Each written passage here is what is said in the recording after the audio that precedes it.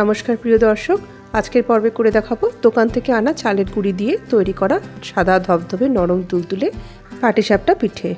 সাধারণত চালের গুঁড়ো দিয়ে পাটিসাপটা করার সময় আমাদের একটাই চিন্তা থাকে যে প্যানে এটা করতে গেলে যখন তুলবো তখন লেগে না যায়। তবে আজকের ভিডিওটিতে থাকবে অনেক টিপস অ্যান্ড ট্রিক্স, যাতে করে সহজেই আপনারা এক চান্সেই একেবারে সুন্দর পাটিসাপটা পিঠে বাড়িতে বানিয়ে নিতে পারবেন। পুরো ভিডিওটা দেখতে থাকুন। চালের গুঁড়ি দিয়ে যখন পাটিসাপটা পিঠে বানাবেন প্রথমেই এটাকে চেলে নেবেন, তাহলেই পাটিসাপটা পিঠে খুব ভালো হবে। নিয়ে নিয়েছি 1 কাপ চালের গুঁড়ো, চেলে নিলাম। এরপর মিশিয়ে দেবো 1/2 কাপ ময়দা। চালের গুঁড়োর সাথে যখন ময়দা মিশিয়ে নেবেন তখন কিন্তু প্যান থেকে এটি তোলার সময় সহজে উঠে আসবে, একদমই লেগে যাবে না। চাইলে ময়দার পরিবর্তে আপনারা একটু সুজিও ব্যবহার করতে পারেন। পুরো ময়দাটাকে চেলে নেওয়ার পরে আমরা এর মধ্যে স্বাদের জন্য মিশিয়ে দেবো অল্প অল্প করে চিনি। তো চিনি আমি এখানে দিয়ে দিচ্ছি 1.5 চামচের মতন। এরকম চায়ের চামচের 1 চামচ ব্যবহার করেছি। আর দিচ্ছি একটু নুন, একবারে 1 চিমটে, ধরে নিতে পারেন 1/4। তো এবার সমস্ত শুকনো উপকরণগুলোকে মিশিয়ে নিলাম। তারপরে এটাকে গুলে নেওয়ার জন্য দিয়ে দেবো দুধ। প্যাকেটের কাউ মিল্ক আমি এখানে ব্যবহার করেছি, আর এটাকে ফুটিয়ে রেখেছিলাম। দেওয়ার সময় হালকা একটু গরম করে নিয়েছি। এরকম গরম করে যখন দুধটাকে আপনারা মেশাবেন, ব্যাটারটা খুব ভালোভাবে মসৃণভাবে তৈরি হয়ে যাবে।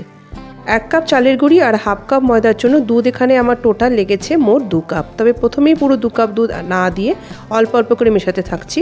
এর জায়গায় আপনাদের হয়তো এটা একটু কম বেশি হতে পারে, সেটা ডিপেন্ড করছে আপনারা কী ধরনের চালের গুঁড়ি ব্যবহার করছেন তার উপরে। 2 কাপ দুধ দেওয়ার পরেও কিন্তু আমাকে আরও 2 থেকে 3 টেবিল চামচ জল দিয়ে এর ঘনত্বটাকে অ্যাডজাস্ট করতে হয়েছে। ব্যাটারটা এই অবস্থায় তৈরি হয়ে যাওয়ার পরে এটিকে ঢাকা দিয়ে রেখে দেবো মোট আধ ঘন্টার জন্য। আধ ঘন্টা পরে আবার ফিরে আসছি। আধ ঘন্টা পরে ব্যাটারটাকে আবার দেখিয়ে দিই। এই স্টেজে কিন্তু ব্যাটারটা আমার বেশ ঘন, আর তার মধ্যে রয়েছে অনেক ছোট ছোট দলা। তো সেই জন্য আমরা এটিকে পুরো আরেকবার ছেঁকে নেব। তার জন্য নিয়ে নিয়েছি একটা ছাঁকনি। পাটিসাপটা পিঠেটি ভাজার আগে যদি ব্যাটারটাকে ফাইনালি আমরা আরেকবার এভাবে ছেঁকে নিতে পারি, তাহলে কিন্তু পিঠেটা আমাদের বেশ মসৃণ তৈরি হয়। তো সেই জন্য আপনারাও চেষ্টা করবেন এভাবে ছেঁকে নিতে। এবার আমি দেখাই ব্যাটারটা আমাদের। এই স্টেজে আমার মনে হচ্ছে ব্যাটারটি আরও একটু পাতলা করা দরকার, তো তাই আমি এখানে আরও 3 টেবিল চামচের মতন জল মিশিয়ে দিয়েছিলাম। আসলে পাটিসাপটার ব্যাটার এমন হবে যেন খুব বেশি পাতলা না, খুব বেশি ঘন না। আর তারপরে আমি এখানে দিয়ে দিলাম 1 চামচের মতন ঘি, তাতে ঘ্রাণও খুব ভালো হয় পাটিসাপটা পিঠের, আর প্যানে সহজে আটকায়ও না। আচ্ছা, এবারে পাটিসাপটা পুরের জন্য আমি এখানে নিয়ে নিয়েছি মাখা সন্দেশ। এটি আমি দোকান থেকে কিনে নিয়ে এসেছিলাম। আপনারা চাইলে পুর হিসেবে ঘরে তৈরি ক্ষীর অথবা নারকেলের পুরও ব্যবহার করতে পারেন, যে যেমন পছন্দ করেন। এবার চলে যাচ্ছি ফাইনাল পাটিসাপটা পিঠে ভাজার জন্য। তো তার জন্য আমি একটা ফ্রাইং প্যানের মধ্যে এইভাবে একটা ব্রাশ দিয়ে ভীষণই অল্প পরিমাণে তেল ব্রাশ করে নিয়ে তারপরে একটা পরিষ্কার কাপড় দিয়ে এটাকে মুছে নিলাম। এইভাবে করার ফলে কিন্তু পাটিসাপটা একেবারে মসৃণ ধবধবে হবে। গায়ের ভিতর যে জালি জালি ভাবটা থাকে অনেক সময়, সেটা কিন্তু আর থাকবে না। আর বাটারটা যখন আমি ঢালছি তখন আপনারা বুঝতেই পারছেন যে কতটা পাতলা এটা রাখা দরকার। এমনভাবেই রাখবো যেন এটা দেওয়ার সঙ্গে সঙ্গে প্যানটাকে নাড়ালে এটা আপনা আপনি গড়িয়ে যায়। হাত দিয়ে গোল করা কোনো দরকারই পড়ে না, প্যান ঘোরালেই এটা ঘুরতে থাকে। ঢাকা দিয়ে 30 সেকেন্ডের মতো সিদ্ধ করতে দিব। আর তারপরে এর মধ্যে দিয়ে দিচ্ছি মাখা সন্দেশের পুরটা। এবারে পাটিসাপটা পিঠাটাকে আস্তে আস্তে মুড়ে নিতে থাকবো। খুব সুন্দরভাবে এটি প্যানের গা থেকে উঠে আসবে। এই পুরো পর্যায়ে আমার গ্যাসের ফ্লেমটা থাকবে একেবারে লো। এরকম সাদা ধবধবে পাটিসাপটা পিঠে বানাতে গেলে আপনাদেরকে একদম লো ফ্লেমে পুরো পিঠেটাকে ভেজে নিতে হবে। তো এক্ষেত্রে সময়টা একটু লাগবে বেশি, ধরুন মিনিট খানেকের মতন এটাকে উল্টে পাল্টে ভেজে নিলে তবেই এরকম সুন্দর পিঠে তৈরি হয়ে যাবে। এইভাবে একে একে আমি সবগুলো পিঠে ভেজে নেব।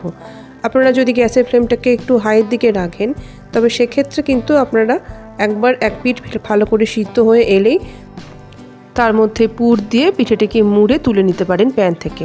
সেক্ষেত্রে আপনাদেরকে মিনিট খানেকের মতন এইভাবে প্যানে রেখে ভাজবার কোনো দরকার পড়বে না। আমাদের এখনকার ব্যস্ত লাইফে চাল ভিজিয়ে বেটে পাটিসাপটা বানানোর পরিবর্তে এভাবে কিন্তু দোকান থেকে চালের গুঁড়ি নিয়ে এসে ময়দা বা সুজি মিশিয়ে গুলে ব্যাটার বানিয়ে কিন্তু সহজেই আমরা পাটিসাপটা বাড়িতে বানিয়ে নিতে পারি। বন্ধুরা, আজকের এই ভিডিওটি যদি ভালো লেগে থাকে তাহলে এটিকে একটি লাইক, আর আমার এই চ্যানেলটি সোনালি কথাকে সাবস্ক্রাইব করার অনেক অনেক অনুরোধ থাকলো। পাশে থাকবেন, ভালো থাকবেন। ভিডিওটি ভালো লেগে থাকলে বন্ধু বান্ধব আত্মীয় স্বজন সবার মধ্যে ভিডিওটিকে শেয়ার করার অনুরোধ থাকলো। পাশে থাকা বেল আইকনটিকে প্রেস করে নিলেই যখনই আমি কোনো নতুন ভিডিও আপলোড করব নোটিফিকেশান সবার আগে আপনাদের কাছে পৌঁছে যাবে। আশা করি আপনারা সবাই ভালো থাকবেন, সুস্থ থাকবেন আর আমার চ্যানেল সোনালী কথাকে নিয়মিত দেখতে থাকবেন। তবে আজ আসি, আবার চলে আসব অন্যদিন অন্য কোনো নতুন মজার ভিডিও নিয়ে। আজ নিলাম বিদায়, নমস্কার।